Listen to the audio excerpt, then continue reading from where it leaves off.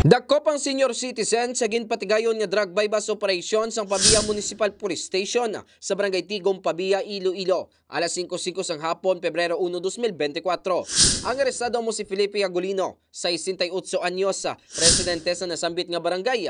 Nabakla ng subject sa isa ka plastic sachet sa ginapatian Shabu. Gamit ang 6,800 pesos nga bypass money. Lubang nga na-recover sa nga paginakopa ang siyang pagid ka plastic sachet sa ginapatian Shabu. Kagiban pa nga mga non-drug evidence. Sa interview sa K5 News FM Iloilo kay Police Major Dadji De Lima, Chief of Police ng Pabia Municipal Police Station, ginpayag sini nga madugay man ang ilang monitoring.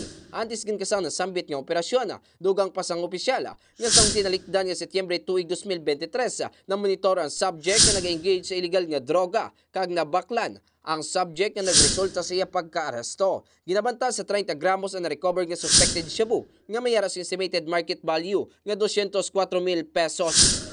Report na gikan sa Banwa sang Pabia, Iloilo. Ini si K5 Eric Canyasares para sa Kampiyon nga Balita, Serbisyo Publiko kag Kalingawan sa Iloilo. K5 News FM.